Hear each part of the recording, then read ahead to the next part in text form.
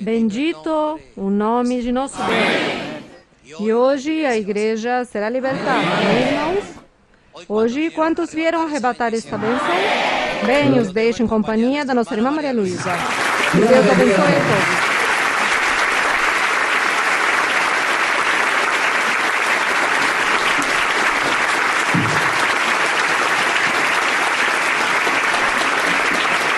Muito boa noite, irmãos e irmãs. Deus os abençoe. Uma saudação também muito especial para os irmãos e todas as pessoas que nos verão no vídeo nesta noite. Uma saudação para todos aqui da Igreja de Orlando, na Flórida, Estados Unidos. Saudações para todos vocês. Que Deus os abençoe grandemente. E estamos contentes no Senhor. Podem se sentar, irmãos, podem se sentar. Estamos hoje aqui para honrar ao Senhor, para desfrutar do ensinamento, desfrutar das perguntas que vocês têm nesta noite preparadas e meditar em Deus, que é o mais formoso na nossa vida. Pelo menos para mim, meditar no Senhor é o mais formoso e eu sou tão feliz abrindo a Bíblia. Abrir a Bíblia para que alguém me pergunte algo da Bíblia, eu sinto uma felicidade. E se eu estou diante de uma pessoa e me faz perguntas sobre a Bíblia e eu tenho que abrir a Bíblia para ensinar a ela, sou feliz, feliz. E se há 2.000 ou 3.000 ou 4.000, os que estejam, sou da mesma forma feliz, eu mesmo, minha felicidade em abrir a Bíblia para que alguém me pergunte algo de Deus. Isso é um deleite para mim. Portanto, é um deleite ler a Bíblia também.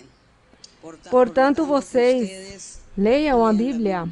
Leiam a Bíblia, porque lendo a Bíblia se agrada a Deus. Deus fica muito feliz e muito contente quando você separa tempo para ler a Bíblia. Você vai experimentar bênçãos de Deus, vai experimentar paz, felicidade, vai experimentar viver coisas espirituais. Quando você separe tempo para ler a Bíblia e quando você se interesse por aprender as coisas de Deus. Toda a Bíblia é interessante, toda a Bíblia é importante. Todos os livros são muito importantes lê-los. Se lemos o Antigo Testamento, nós lemos que foram coisas que já aconteceram, mas que também aí há muitas coisas que são promessas que Deus fez aos antigos para o futuro. E o futuro somos nós. Deus falou muito do futuro, dos dias posteriores. E esses dias posteriores estava se referindo ao Evangelho de Cristo em seu fulgor. Este Evangelho do Senhor já leva mais de 2.000 anos e, portanto, por isso se diz que nós somos este futuro e nós somos os dias posteriores. Para nós, haverá também dias posteriores, mas isso já é a nossa vida com Deus. Como vivemos, o que fazemos para agradar a Deus e se vamos chegar ou não na meta final. Deve-se chegar à meta. Isso já serão os nossos dias posteriores. Mas esse tempo que Deus mencionou tanto através dos seus profetas, se estão cumprindo hoje conosco.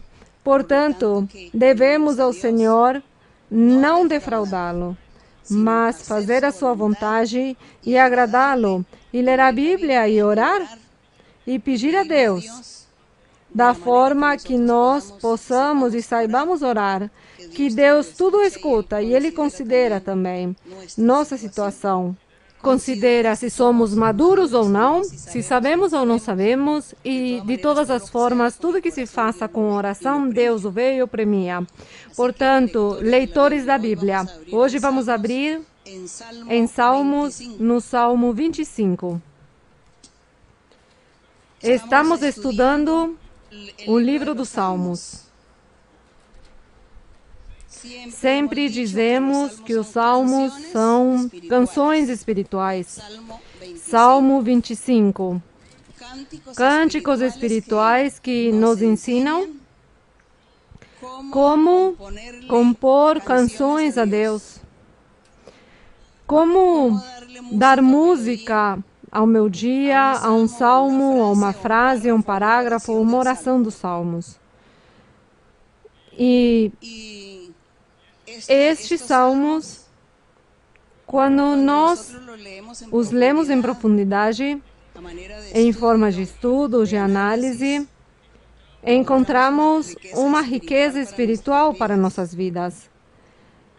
Temos desejo de seguir adiante, de lutar. Se fala de Cristo, se fala da igreja, se fala dos crentes em Cristo nos Salmos. E naquela época, os cantores de Israel os expressavam a Deus com cânticos, com música, com instrumentos. Hoje também pode-se louvar a Deus com instrumentos. Cada pessoa que saiba tocar um instrumento pode fazê-lo para que louve a Deus e agrade ao Senhor, porque os instrumentos não são para que nós nos mostremos ou que façamos um show e que nos vejam e nos aplaudam e nos escutem. É para cantar a Deus. Portanto, o que saiba tocar qualquer instrumento, procure separar um tempo para Deus. Componha uma canção, um cântico para Deus e louve a Deus com este instrumento que você sabe tocar. Porque isso é o que Deus lhe agrada. Nós não temos que nos mostrar para que o mundo nos veja, que as pessoas nos vejam, ou ainda os próprios crentes que me vejam, que eu estou aqui tocando violão ou piano e eu estou cantando e vocês estão aí olhando e escutando como se fosse um teatro. É a Deus quem devemos louvar e glorificar.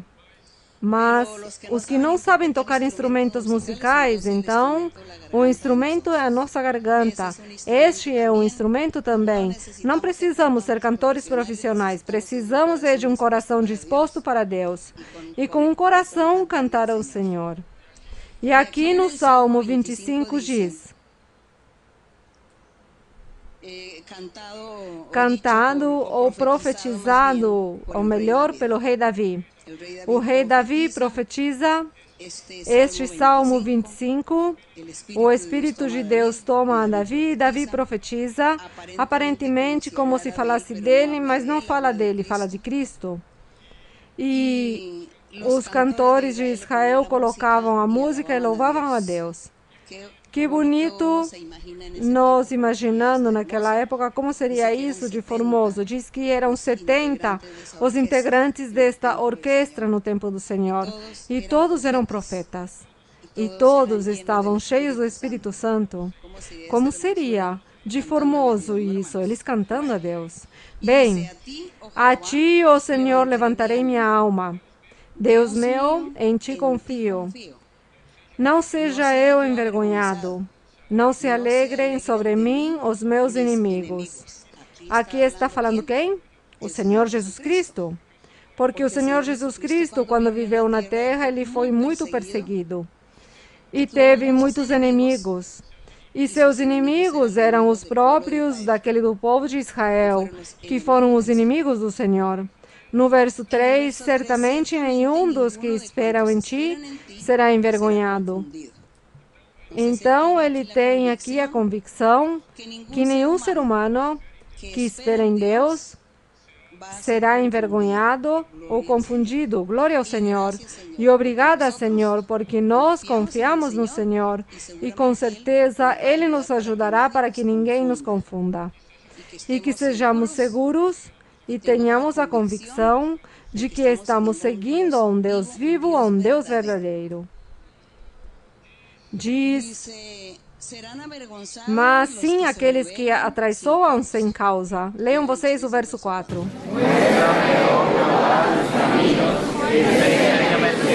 Isso nós temos que repetir ao Senhor em nossas orações. Quando vocês estejam orando ao Senhor, orar a Deus é falar com Deus, falar a Deus. Falar das nossas dúvidas, angústias, nossos desejos, petições, vontades, tristezas, alegrias. Contar a Deus tudo o que acontece em nossa vida diária, isso se chama orar. E em meio desta oração, você diz ao Senhor: Senhor, mostra-me teu caminho. Ensina-me tuas sendas, que é o mesmo que o caminho.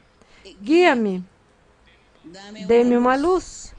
Ajuda-me a seguir. Se estou falhando contigo, mostra-me em que estou falhando. Se estou equivocado, mostra-me, Senhor, em que estou equivocado. Ensina-me, ensina-me, porque eu quero seguir teu caminho, eu quero seguir este caminho de retidão. Aí há muitas palavras para orar a Deus, baseados neste verso, que nos mostre o seu caminho ou suas sendas. O 5 diz: encaminha-me em tua verdade e ensina-me, porque tu és o Deus de minha salvação. Em ti espero todo o dia. Isso dizia o Senhor Jesus e nós, os seus filhos também. Porque o Senhor Jesus disse que tudo o que o Pai fizesse, o Filho também. E que tudo o que acontecesse ao Senhor, pois aos servos também lhes aconteceria o mesmo. E que seus crentes, seus seguidores estariam fazendo coisas maiores do que Ele. Portanto, o Senhor está fazendo esta oração, dizendo ao Pai que Ele é o Deus da salvação e que esperou nele o tempo inteiro. Que o encaminhe pela verdade de Deus. Nós também precisamos dizer a Deus o mesmo. Que Deus nos encaminhe, nos enfoque pelo caminho verdadeiro. Que nos ajude, Deus. Porque hoje vivemos momentos difíceis, tempos difíceis estamos vivendo. Tempos onde as pessoas não creem em Deus, onde as pessoas foram atrás da tecnologia e da ciência e estão fazendo coisas muito desagradáveis diante de Deus. Os próprios governos aprovando leis de coisas que não agradam a Deus, coisas indevidas, de coisas sobrenaturais das quais o homem se enfocou para sair da sua forma natural que Deus lhe impôs. E hoje vemos tantas coisas nos noticiários, das notícias através da internet, que nos enchem de medo, de angústia, de susto, e que nos levam a pensar no futuro, o que será de nossos filhos, nossas futuras gerações? Onde irá parar? O que farão? Que Deus tenha misericórdia de nós e de nossas gerações, e que Deus os leve sempre de suas mãos, porque o mundo está pior que Sodoma e Gomorra aqui na Bíblia. E aqui no verso 6 diz: lembra-te, ó Senhor, de tuas piedades e de tuas misericórdias. Diz que se lembre que o Senhor é misericordioso, que Deus tem piedade, Deus é justo, Deus perdoa, tem misericórdia, tem paciência. Portanto, todas essas palavras as dizemos ao Senhor em nossa oração também. Aqui temos também muitos recursos para orar a nosso Deus e dizer tantas coisas ao Senhor. Diz que as misericórdias de Deus são perpétuas. E no verso número 7 diz: dos pecados de minha mocidade e de minhas transgressões não te lembres. Vocês acham que o Senhor Jesus Cristo pecou em sua juventude? A quem estava se referindo aqui o Senhor? Ao povo de Israel. E diz: dos pecados de minha mocidade e de minhas transgressões não te lembres. O povo de Israel começou a pecar desde o mesmo momento em que Moisés os tirou do Egito e os levou para atravessar um pedaço do Mar Vermelho, e logo chegaram ao deserto, e viveram aí no deserto 40 anos, e aí já o povo começou a pecar. E esta era a juventude do povo de Israel. Os 40 anos que eles viveram no deserto com Moisés se chama a mocidade, juventude do povo de Israel. Para os leitores da Bíblia, porque na Bíblia menciona muito os pecados da minha mocidade, quando eu era jovem, quando Israel era jovem. Então a juventude eram aí os 40 anos no deserto.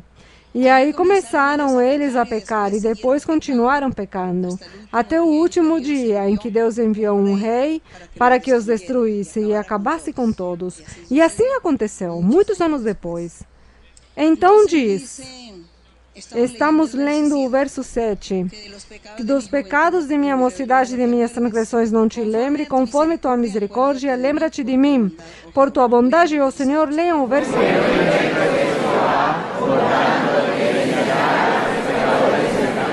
Agradecemos ao nosso Deus. Diz que Ele ensinará o quê? Aos pecadores o caminho. E nós, antes de conhecer o Senhor, éramos pecadores. Antes de vir a esta igreja e nos convertermos ao Senhor, éramos pecadores. E sim percebem que aqui diz que a misericórdia dele é tão grande que ensina e ensinará aos pecadores o caminho. Obrigada, Senhor, porque assim o fez conosco.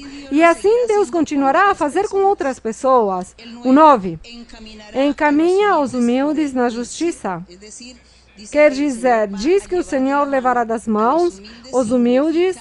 Significa as pessoas que dispõem o seu coração para Deus. Assim como nós estamos aqui, foi porque escutamos a Deus pela primeira vez, por profecias, geralmente foi por profecia, outros foram por sonhos ou visões, mas imediatamente aceitamos ao Senhor e quisemos vir e nos congregar aqui e nos converter ao Senhor. A isso se chama humildade de coração. Fomos humildes em aceitar a Deus. As pessoas que não aceitam a Deus se chamam como? Rebeldes. Os insensatos e os rebeldes, os orgulhosos, não aceitam a Deus, não creem. Mas o humilde, sim. Então vejam a humildade como é diferente. A humildade não é pobreza de dinheiro, mas é um coração que se dispõe para Deus. Em dizer, Senhor, creio em Ti, confio em Ti, quero seguir-te, quero fazer Tua vontade. Isso se chama o quê? Humildade. Então diz, no verso 9...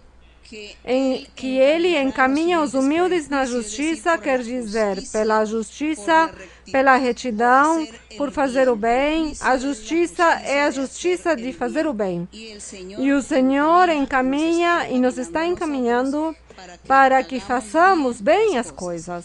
Façamos o bem. Sejamos misericordiosos, benevolentes e que não pequemos.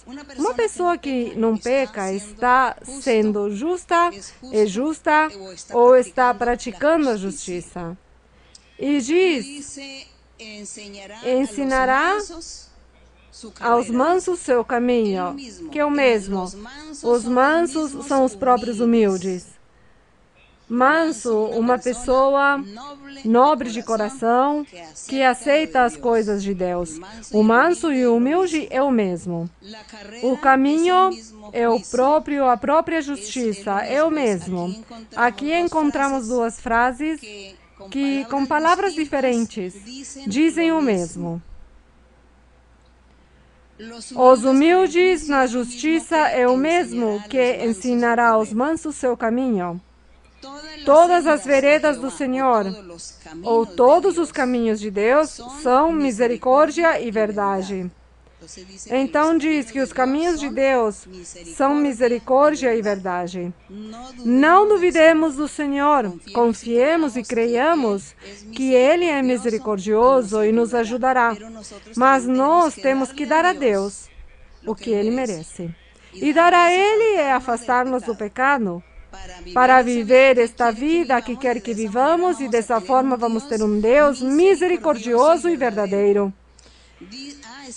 É que aí está a resposta. Aí diz, para os que guardam o quê? Sua aliança e seus testemunhos. É o mesmo, os mandamentos de Deus, os que guardam os mandamentos do Senhor, os que não praticam o pecado. O Senhor será sempre o quê? Misericordioso e verdadeiro com estas pessoas. Nós sintamos-nos aqui felizes e contentes de dizer, Senhor, eu quero desfrutar de todas essas bênçãos, todas essas promessas que Tu dizes aqui, onde dizes que Tu estarás mostrando os caminhos verdadeiros e sendo misericordioso e mostrando a verdade aos que guardam os Teus mandamentos. Senhor, eu quero guardar os Teus mandamentos para poder desfrutar de Tuas bênçãos. Isso nos alegra. Por isso, quando nós lemos assim, de forma inteligente, entendemos e isso nos enche de alegria, nos edifica em nossa vida espiritual. Minha fé aumenta, minha confiança em Deus aumenta. Começo a ser mais otimista. Começo a sentir alegria e gozo no Espírito. Assim é como temos que ler a palavra do Senhor, analisando-a sabiamente. E seguimos aqui no 11, leiam.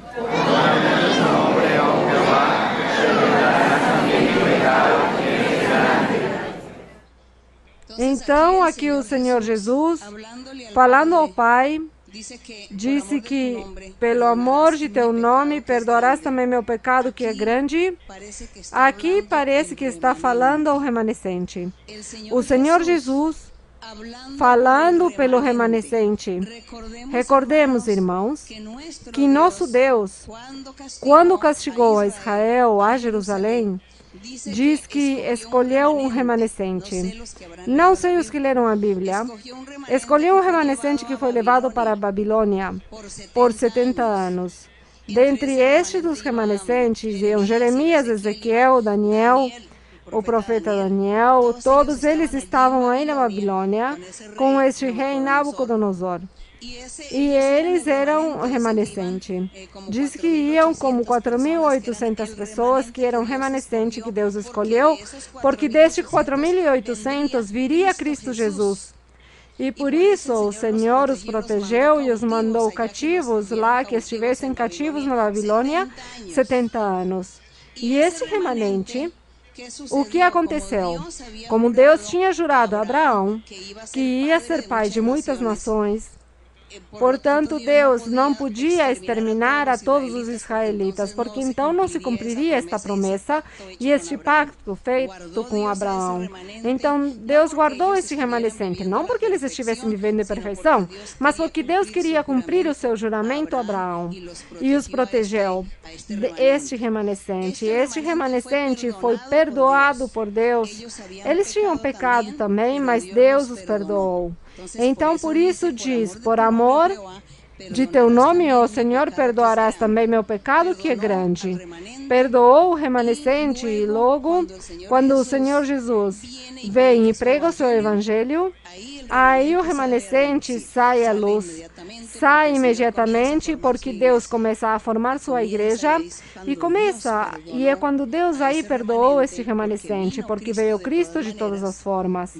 Então, por isso diz que pelo amor de teu nome, ó Senhor, perdoarás também o meu pecado. Não era o pecado de Cristo, mas o pecado do remanescente. Porque o resto dos israelitas e judeus pereceram e foram destituídos da glória de Deus naquela época. Portanto, já Deus nunca mais voltou a se manifestar com eles. Isso para que vocês percebam, irmãos, o formoso e o difícil, talvez, poder interpretar verso por verso. Mas, quando nós o fazemos com o coração, Deus nos dá o ensinamento. Então, aqui, o remanescente, sim, teve que ter sido perdoado por Deus. E no verso 12 diz, quem é o homem que teme ao Senhor? Quem? Quem é o homem que teme ao Senhor? Deus lhe ensinará o caminho que deve escolher. A quem? Ao homem que teme ao Senhor. Deus lhe ensina o caminho que deve o quê? Escolher. E nós aqui consideremos que Deus nos escolheu e nos está ensinando o caminho para seguir a vida eterna. E diz que o que acontece com este homem que Deus escolhe? Diz, ele regozijará em seu bem-estar e sua descendência o quê? Herdará? A sua descendência herdará a terra. Herdará as bênçãos de Deus. A descendência continuará na igreja ou continuarão como a igreja de Cristo Jesus. Esta é a promessa para os que têm um coração disposto para Deus. Nós temos que ser fiéis a Deus para que nossas gerações futuras também pertençam a Deus e Deus os leve de suas mãos e os abençoe. Mas depende de nós também. Aqui está a promessa. Somente falta que nós disponhamos o coração para Ele. Sigam com o verso que segue, que é o 14. Da comunión misma en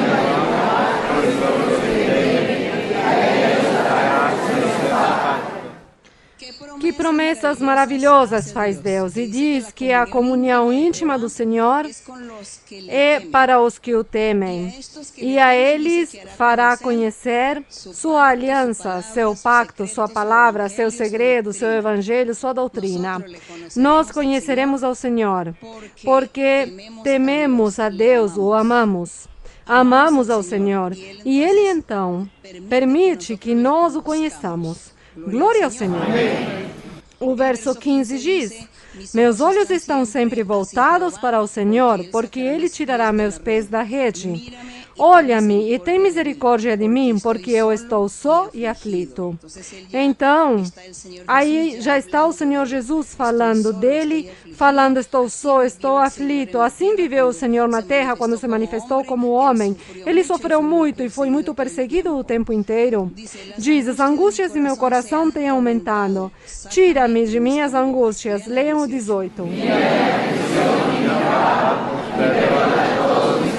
Então, volta o Senhor a falar pelos crentes. Volta a falar por este remanescente que se salvou e que se transformou em Igreja de Cristo, iniciando com os 12 apóstolos. Então, diz que volta a pedir o perdão, este perdão dos seus pecados que cometeu em sua mocidade. E no 19 diz: olha meus inimigos, diz o Senhor Jesus ao Pai, olha meus inimigos como se multiplicaram, e com ódio violento me aborrecem. Guarda minha alma, livra-me, não seja eu envergonhado, porque em ti confiei. Porque o Senhor Jesus dizia estas coisas, porque o Senhor Jesus se comportou como homem, como ser humano. Ele nunca se comportou como Deus, mas como ser humano. E como ser humano, pois, precisou da ajuda do Pai. A fortaleza dele, para que ele pudesse resistir toda a perseguição e todos os ataques que o diabo fez contra ele. Todos os dias da vida física dele como homem, o diabo esteve perseguindo sempre para destruí-lo, porque ele se comportou como homem. São mistérios que talvez nós não possamos entender, compreender, mas sabemos que, como Deus é poderoso, para ele tudo é possível. Portanto, ele se comportou como homem, e isso temos que crer, sem pensar, sem olhar mais além do que não podemos entender. Mas, se ele diz isso, que se comportou como um ser humano, precisava da oração, da força, do perdão do Pai, porque ele orava, era pelo seu povo.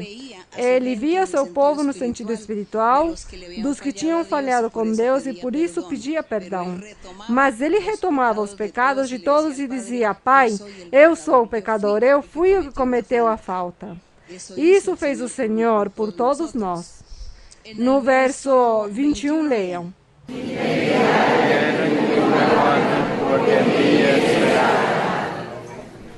Redime, ó Deus, a Israel, mas não o físico, mas o Israel espiritual. Redime, ó Deus. Redime significa perdoa os pecados a este Israel espiritual, que é a igreja que começou com o remanescente e logo continua a igreja, perdoa-os. Redimir é perdoar. Então diz: redime, ó Deus, a Israel espiritual, de todas as suas angústias. Glória ao nosso Deus. Que forma o Senhor orar, falar, apresentar a seu Pai, falando de si mesmo, falando da sua igreja, de seus crentes. E também ensinando-nos como é Deus. E este caminho que Deus nos mostra, que como é que temos que seguir para poder ganhar os benefícios do Senhor. As misericórdias de nosso Deus. Glória ao Senhor. Que a honra e a glória sejam para Ele. Cantemos um coro ao Senhor para que iniciemos com nossas perguntas nesta noite e cantemos ao Senhor. Tu és o caminho. Tu és o caminho, a vida e a verdade. O 136. 136.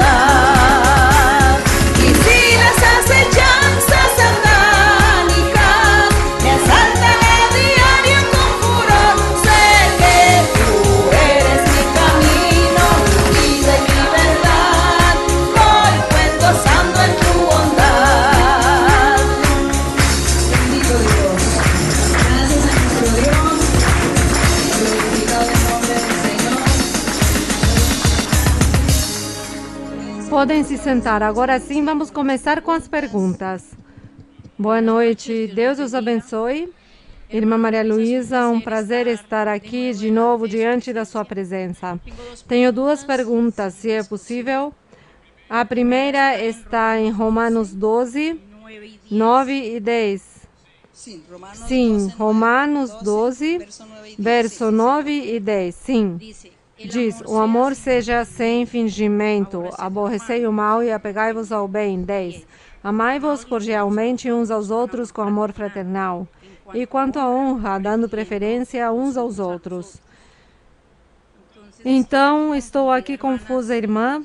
Se o amor sem fingimento, eu sei que temos que ser sempre honestos, sinceros, mas quando diz aqui, enquanto a honra dando preferência uns aos outros, então me perdi um pouco.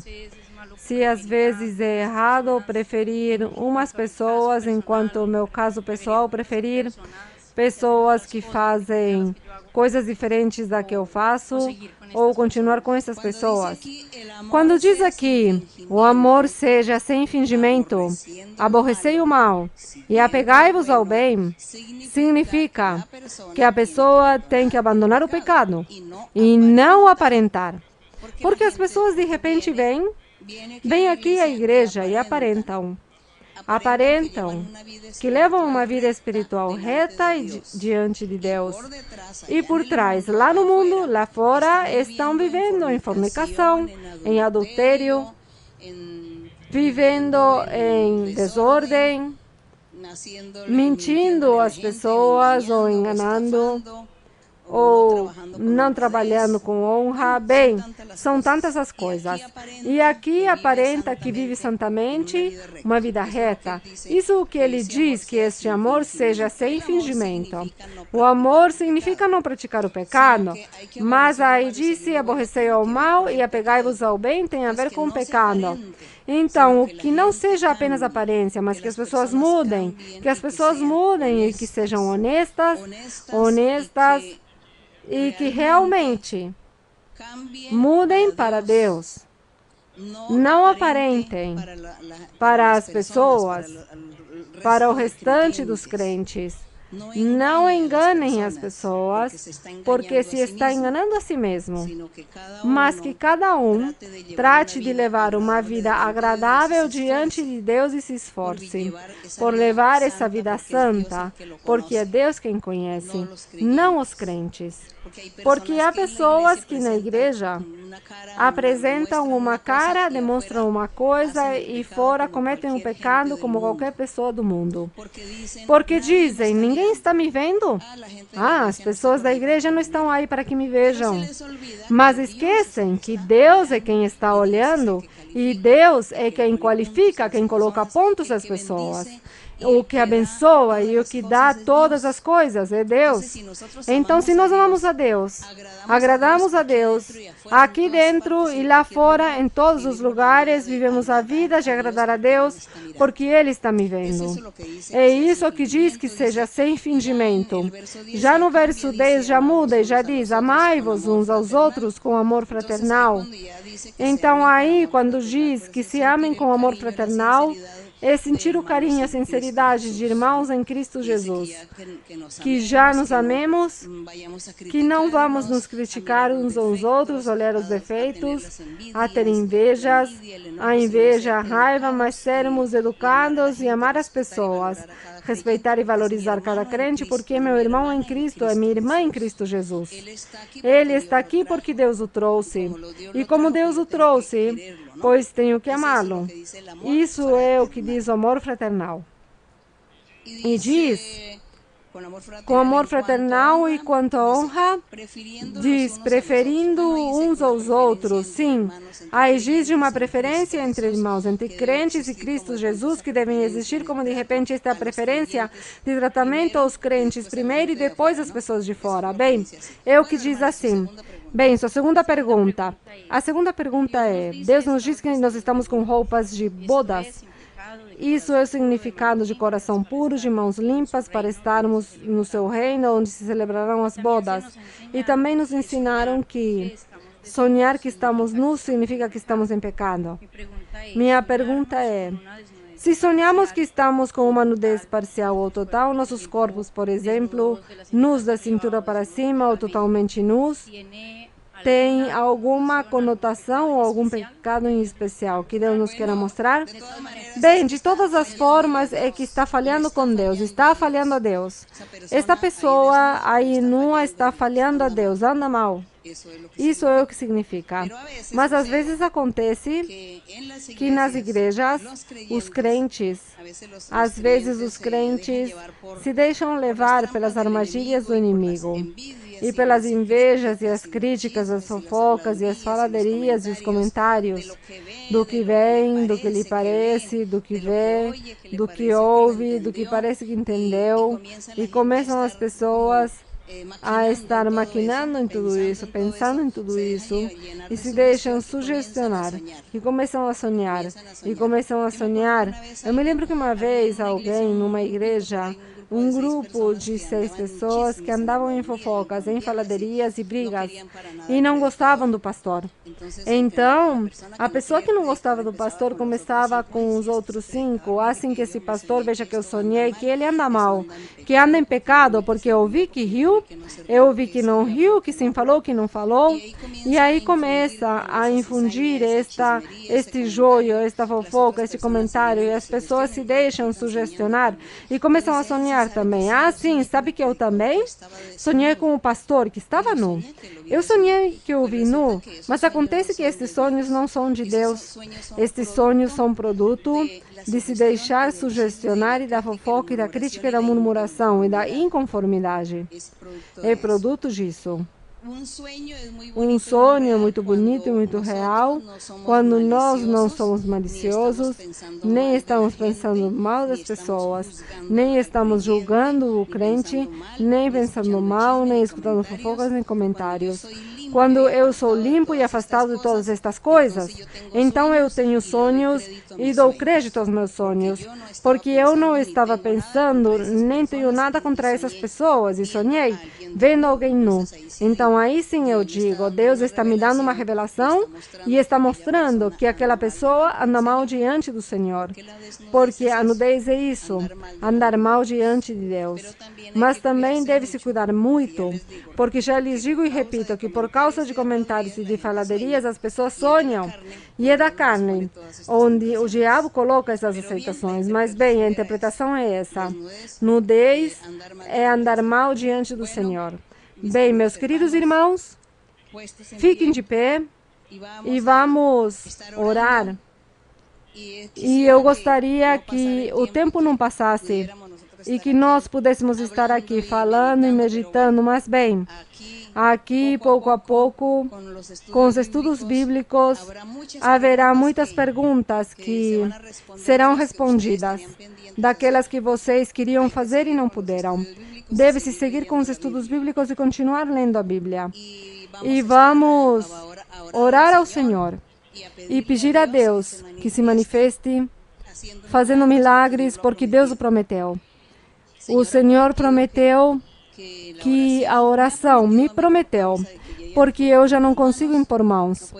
Não consigo impor mãos porque primeiro são muitos, e logo porque já estou um pouco cansada, porque tanto tempo impondo mãos, então o corpo físico se fadiga. Mas o Senhor me dizia que simplesmente orasse. Me fez a promessa. Eu creio que a vocês sim lhes disse que imponham mãos. E a mim o Senhor tem um pouquinho de consideração. Então o Senhor me diz, somente faça a oração geral e eu farei milagres aos que estejam dispostos, aos que creiam, aos que eu queira abençoar, diz o Senhor. Portanto, nós estamos todos dizendo, será a mim? Será a mim? Esperando que cada um de nós esperamos a bênção do Senhor. E cada um de nós dizemos, se não é hoje, será nesta semana, ou será na próxima semana, mas o Senhor me escutará e o Senhor me curará. Portanto, as doenças da moda de hoje, as doenças da moda, o câncer, E há outras doenças incuráveis, há outras doenças que destruem também a parte física do corpo. Por todas as doenças, você neste momento, quando estejamos orando, você fala e pede ao Senhor e lhe diz sobre seu estado físico ou seu estado psicológico também. Se você é uma pessoa perturbada por espíritos maus, atormentada por espíritos maus, também fale ao Senhor e diga a Ele que a liberte. Se você crê também que foi vítima de bruxarias e feitiçarias, que há muitas pessoas que dizem que não creem na feitiçaria e na bruxaria, pois nós cremos que sim, existe isso, e que existe o diabo e que faz males e faz danos. Então nós cremos que sim, isso existe. E que faz tanto dano às pessoas que não têm a Deus. Nós, pelo fato de já estar aqui na igreja e termos confiado e crido no Senhor e que Deus esteja conosco e nos faça promessas, a nós já as bruxarias não nos farão efeito. Mas, se há alguma pessoa, se há alguém, alguma pessoa na igreja que é vítima de bruxarias e que sente que ainda lhe vem bruxarias e lhe fazem bruxarias, é porque está pecando diante de Deus, é porque está falhando com Deus. Porque se nós não falhamos com Deus, a bruxaria não faz nenhum efeito em nossos corpos, em nossas vidas. Portanto, se você sente que está me fazendo efeito essa bruxaria, é porque você ainda não se arrependeu e não se colocou em dia com Deus. Tem que fazê-lo para que Deus a guarde e a proteja dessas bruxarias, dessas maldições. Qualquer doença física, você peça ao Senhor, levante seus braços ou coloque sua mão no coração ou simplesmente ore a Deus e mencione a Deus a sua situação, para que Deus o abençoe.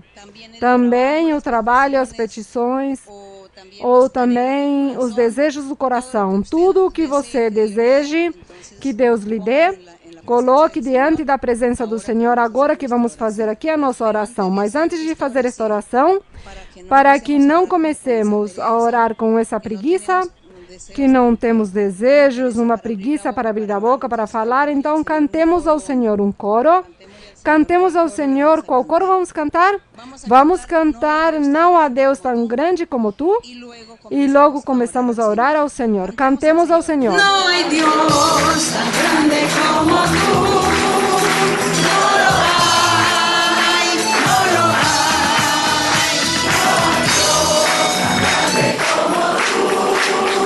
No lo hay, no lo hay. No hay Dios que pueda hacer las obras como las que haces tú. No hay Dios que pueda hacer las obras como las que haces tú. No es con espada ni con ejército, mas con tu Santo Espíritu. No es con espada ni con ejército, mas con tu Santo Espíritu.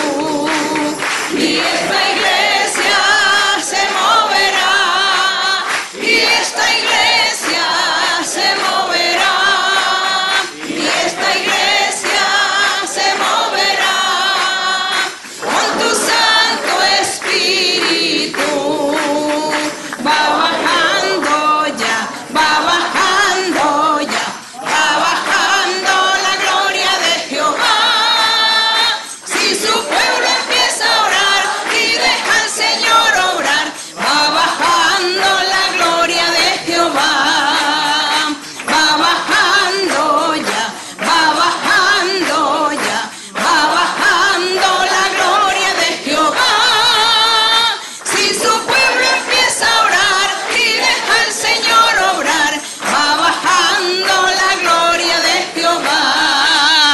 aleluya, mi Señor.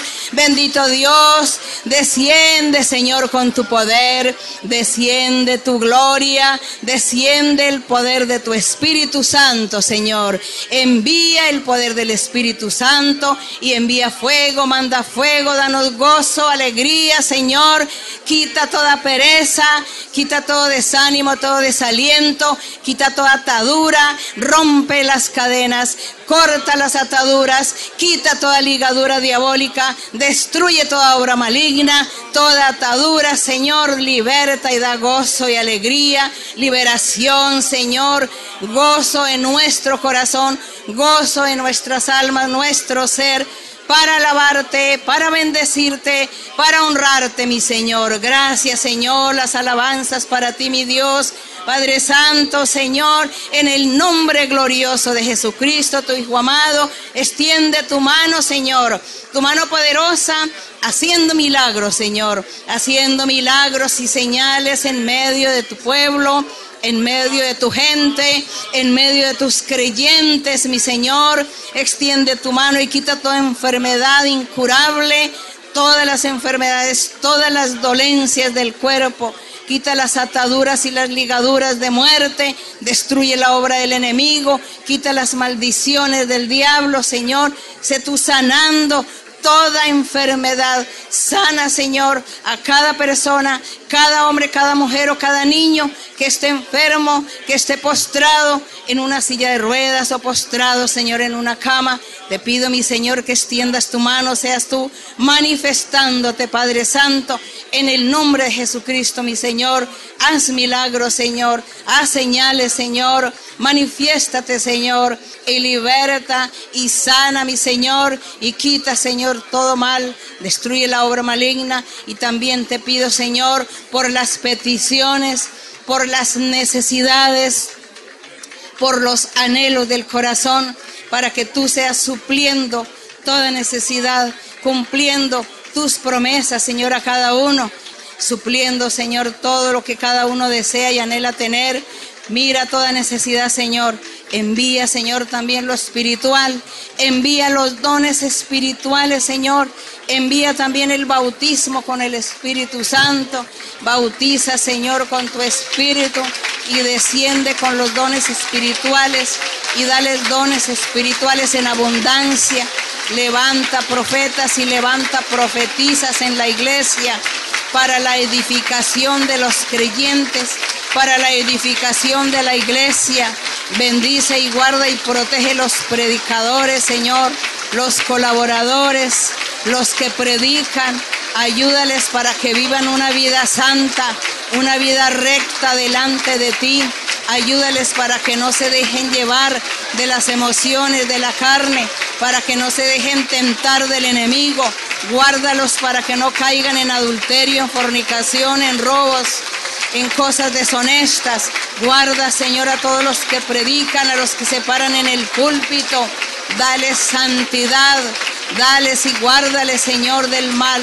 Padre Santo, bendice la iglesia, bendice la congregación, todos los lugares donde se invoca tu nombre. Bendícelos, guárdales y protéjales a todos, mi Señor. Bendice tu iglesia a nivel general, Padre Santo.